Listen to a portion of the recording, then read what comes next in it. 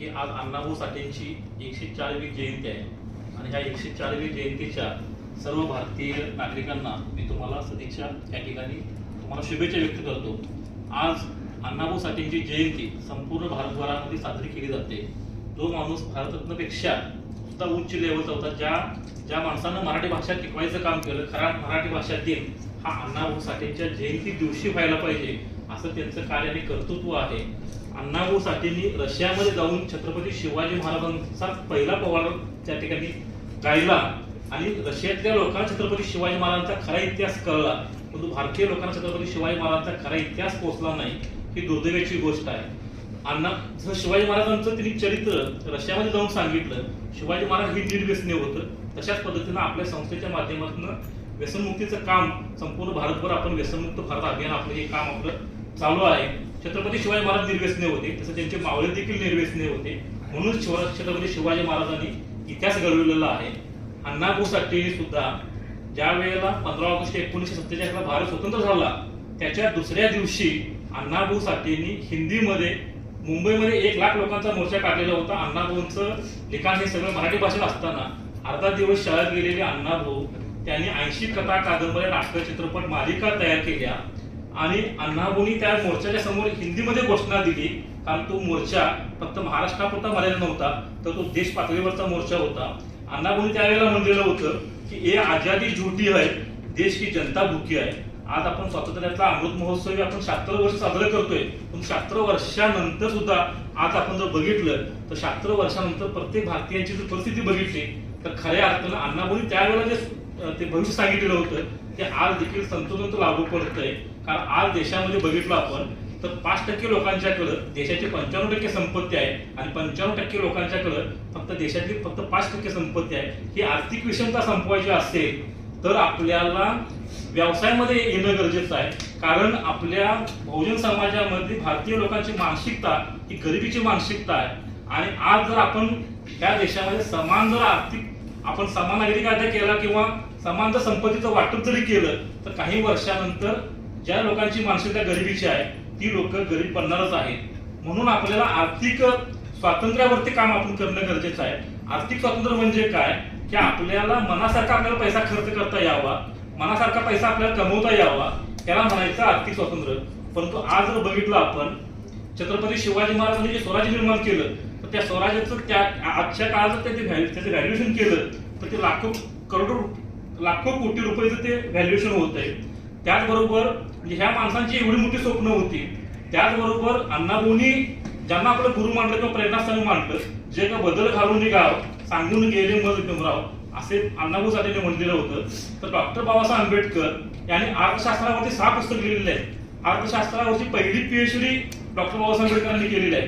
तर problem of rupees हा ग्रंथ त्यांनी पहिला अर्थशास्त्रावरती लिहिलेला आहे आणि त्या ग्रंथावरती रिझर्व्ह बँक ऑफ इंडियाची स्थापना झालेली आहे। हे आपण अभिमानानं सांगतोय, परंतु आज भारतातली लोक जे बाबासाहेब आंबेडकरांना आपले प्रेरणास्थान म्हणतात किंवा बाबासाहेब आंबेडकरांचे जे अनुयायी आहेत किंवा जे बाबासाहेब आंबेडकरांचे भक्त आहेत त्या आज या देशातल्या लोकांची आर्थिक अवस्था कशी आहे, म्हणजे जागतिक लेवलचे अर्थशास्त्रज्ञ अर्थतज्ञ असताना देखील आज बहुजन समाजाची अवस्था ही आर्थिक बिकट झालेली आहे। आज लोकांच्या गरजा पूर्ण होत नाहीत। नोटबंदी नंतर किंवा लॉकडाऊनच्या नंतर लोकांच्या स्वप्न मिळालेली आहेत, लोकांच्या गरजा पूर्ण होत नाहीत। म्हणून आज आम्ही या ठिकाणी आर्थिक स्वातंत्र्यावरती आज अण्णाभाऊ साठेंच्या जयंतीच्या निमित्तानं आम्ही हे आर्थिक स्वातंत्र्य मिळवण्याचं अभियान आम्ही हाती घेतलेलं आहे आणि हे अभियान आपल्याला पूर्ण देशभरामध्ये आपल्याला पोहोचवायचं आहे। धन्यवाद। देशाच्या संस्कृतीचा आपल्या भारत देशाचा जर विचार केला तर अनेक महापुरुषांची साथ आपल्या देशाला मिळाली, त्यापैकीच एक अण्णाभाऊ साठे ज्यांची आज 104वी जयंती आहे। त्या निमित्तानं आज आपण एकत्र आलो। आदरणीय विकास पाटील साहेब, डॉक्टर विकास पाटील साहेब यांनी आताच अण्णाभाऊ साठेंच्या चरित्राविषयी, त्यांनी लिहिलेल्या ग्रंथांच्या विषयी, समाज प्रबोधनामध्ये त्यांचा असणाऱ्या कॉन्ट्रीब्युशन विषयी आणि त्यांनी देशाच्या स्वातंत्र्यानंतरच्या मताविषयी त्यांचं काय मत होतं हे जे मत व्यक्त केलं, अतिशय चांगल्या भाषेमध्ये त्यांनी त्यांचं मत व्यक्त केलं, त्याबद्दल मी त्यांना अभिनंदन करतो की त्यांचा अभ्यासही खूप चांगला आहे। आणि अशा महापुरुष जे आपल्या देशाला लाभले त्यांच्या जयंत्या साजऱ्या होत राहिल्या पाहिजेत। नुसत्या जयंत्या साजऱ्या न करता त्यांचं जे मत होतं, त्यांना जे वाटत होतं त्या गोष्टी समाजामध्ये बिंबवण्याचा आपण सर्वांनी प्रयत्न केला पाहिजे।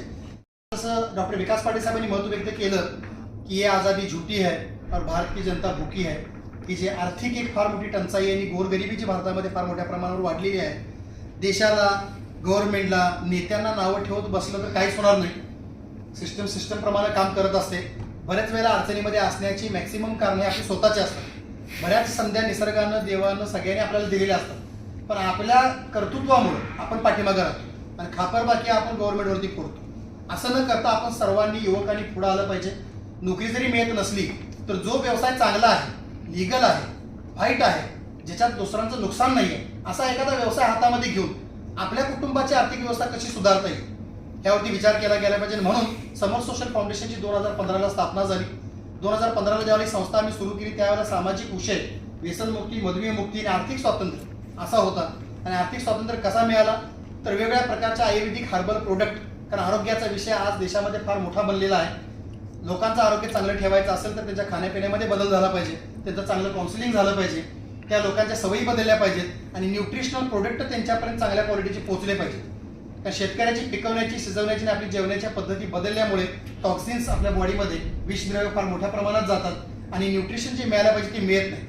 म्हणून जगभरामध्ये हा अभ्यास करण्यात आला की भारतामध्ये सर्वात मोठी बाजारपेठ सध्या फूड सप्लिमेंटची आहे. सगळ्यात मोठी बाजारपेठ हर्बल प्रोडक्टची आहे. आणि ह्या गोष्टीचा विचार करता समर सोशल फाउंडेशनने Nutrifil health product private limited company स्थापन केली. त्यासाठी लागणारे सर्व लिगल डॉक्युमेंट कंप्लीट केले आणि व्यसनमुक्ती, मधुमेहमुक्ती, वेदनामुक्ती, शिशुरक्षा, रोगमुक्ती अशा वेगवेगळ्या अभियानावर काम सुरू केले. त्या अभियानाच्या माध्यमातून लोकांच्यापर्यंत चांगल्या क्वालिटीचे प्रोडक्ट पोहोचावे म्हणून मोनोपॉली हर्बल प्रोडक्ट बनवले आणि ह्या हर्बल प्रोडक्टमध्ये चांगल्या क्वालिटीचं मार्जिन दिलं आणि काम करणाऱ्या लोकांच्या समाजकार्याची भूमिका तयार करून त्या लोकांना PRO बनवून प्रॉपर त्या लोकांना PRO ट्रेनिंग देऊन समाजाचं भलं करत करत लोकांच्या आरोग्यासाठी चांगल्या क्वालिटीचे प्रोडक्ट देत स्वतःचं आर्थिक स्वातंत्र्य कसं मिळवता येईल हे संस्थेने ठरवलं. आणि 2015 पासून आता जर आपण पाहिलं तर संस्थेने जवळपास 22,000 लोकांना एक चांगल्या प्रकारचा रोजगार आणि स्वयंरोजगार निर्माण करून दिलेला आहे. आणि ह्या 22,000 लोक आज समाजकार्य करत करत, लोकांचं चांगलं करत करत, लोकांना चांगलं आरोग्य देत स्वतः एक आर्थिक स्वातंत्र्य मिळवत आहेत. अनेक लोकांना आजच्या अण्णाभाऊ साठे यांच्या जयंतीनिमित्त मी हे आश्वासन करेन, आव्हान देईन की आपण सर्वांनी ह्या अभियानामध्ये भाग घ्या.